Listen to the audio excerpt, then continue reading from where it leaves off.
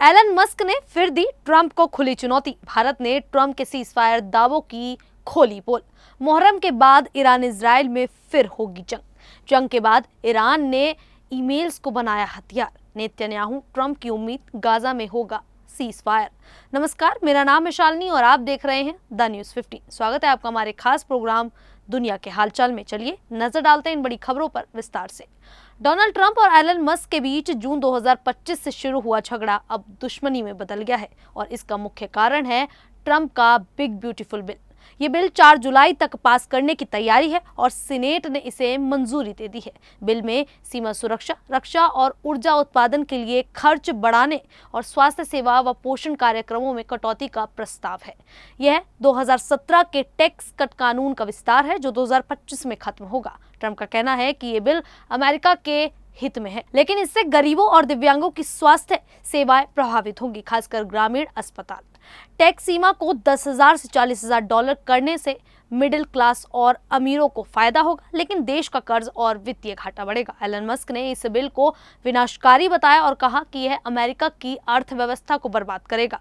उन्होंने धमकी दी कि बिल समर्थकों को प्राइमरी चुनाव में हराएंगे और नई पार्टी बनाएंगे। ट्रंप ने जवाब में मस्क की टेस्ला कंपनी पर तंज कसा और कहा कि उनकी इलेक्ट्रिक कारें अच्छी हैं, लेकिन इन्हें खरीदने की मजबूरी नहीं है।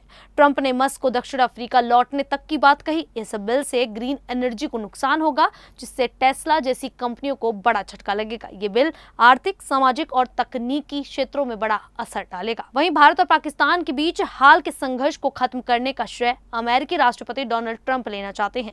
वे दावा कर रहे हैं कि उन्होंने दोनों देशों के बीच सीज फायर करवाया, लेकिन भारत ने उनके इस दावे को बार बार खारिज किया। विदेश मंत्री एस जयशंकर ने न्यूयॉर्क में न्यूज़वीक को दिए इंटरव्यू में फिर से ट्रंप के दावे को नकार दिया। साथ ही उन्होंने कश्मीर के पहलगाम में हुए आतंकी हमले को आर्थिक युद्ध बताया, जिसका मकसद कश्मीर में टूरिज्म को नष्ट करना और धार्मिक हिंसा भड़काना था। जयशंकर ने बताया कि 9 मई 2025 की रात को जब अमेरिकी उपराष्ट्रपति जेडी वेंस ने पीएम मोदी से बात की, तब वे उनके साथ थे। वेंस ने चेतावनी दी थी कि पाकिस्तान बड़ा हमला करेगा, लेकिन भारत ने इसे गंभीरता से नहीं लिया। उसी रात पाकिस्तान ने हमला भी किया, जिसका भारतीय सेना ने माकूल जवाब दिया।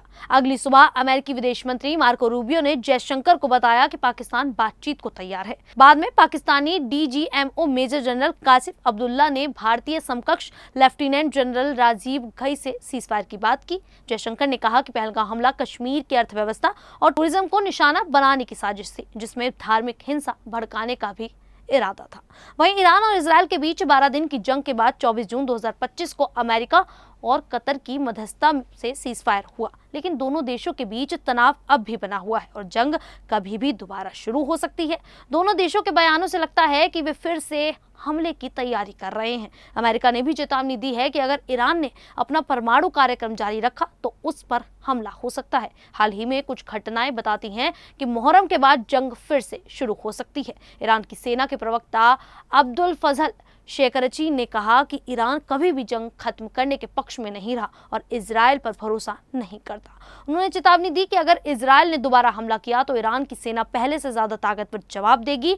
दूसरी तरफ अमेरिका ने इजराइल को 510 मिलियन डॉलर की बम गाइडेंस किट और सैन्य सहायता देने की मंजूरी दी है, ताकि इजराइल अपनी रक्षा को और मजबूत कर सके। अमेरिका का कहना है कि यह इजराइल की सुरक्षा और अमेरिकी हितों के लिए जरूरी है। वहीं ईरान और इजराइल के बीच हाल ही में 12 दिन की जंग खत्म हुई, लेकिन अब दोनों देशों की लड़ाई डिजिटल दुनिया में पहुंच गई है। ईरान से जुड़े एक हैकर ग्रुप जिसका नाम रॉबर्ट्स है ने अमेरिका और डोनाल्ड ट्रंप की टीम को निशाना बनाया है। इस ग्रुप का दावा है कि उसके पास ट्रंप की टीम के 100 जीबी ईमेल हैं, जिन्हें वे लीक या बेच सकते हैं। ये ग्रुप 2024 के अमेरिकी चुनाव से पहले भी सक्रिय था।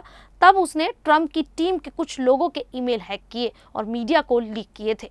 अब फिर से सक्रिय होकर ये ग्रुप व्हाइट हाउस की चीफ ऑफ स्टाफ सुजी वाइल्स, ट्रंप की वकील लीड से हॉलिकन सलाहकार रोजर स्टोन और स्टार्मी डैनियल्स के ईमेल का डेटा अपने पास होने का दावा कर रहा है। पिछले लीक में ट्रंप के वकीलों के साथ आर्थिक लेन देन, RFK जूनियर और स्टार्मी डैनियल्स से जुड़ी बातचीत और चुनावी रणनीति की जानकारी थी, लेकिन इसका ट्रंप की जीत पर ज्यादा असर नहीं हुआ। विशेषज्ञों का कहना है कि ईरान अब साइबर हमलों और डेटा लीक के जरिए अमेरिका को नुकसान पहुंचाने की रणनीति अपना रहा है। वहीं अमेरिकी राष्ट्रपति डोनाल्ड ट्रंप और इजरायल के प्रधानमंत्री बेंजामिन नेतन्याहू 7 जुलाई 2025 को व्हाइट हाउस में मुलाकात करेंगे। यह उनकी तीसरी बैठक होगी।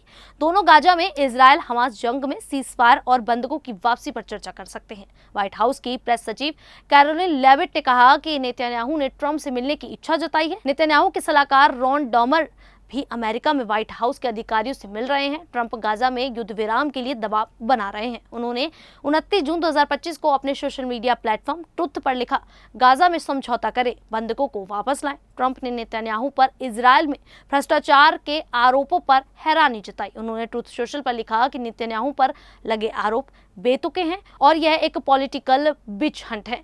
ट्रंप ने कहा कि नेतन्याहू इजरायल के लिए शानदार काम कर रहे हैं, खासकर ईरान के खिलाफ। उन्होंने मांग की कि नेतन्याहू को कोर्ट में परेशान करना बंद हो ताकि वह गाजा और हमास से जुड़े बड़े काम पर ध्यान दे सके। ट्रंप ने इजरायल को अमेरिका की ओर से मिलने वाली अरबों डॉलर की मदद का भी जिक्र किया। खैर, अब इस पूरे मामले को लेकर आप लोगों की क्या राय है, आप हमें कमेंट करके जरूर बताइएगा। अभी के लिए इतना ही, फिर हाजिर होंगे ऐसी ही देश और दुनिया से जुड़ी बड़ी खबरों के साथ। तब तक के लिए देखते रहिए द न्यूज़ 15।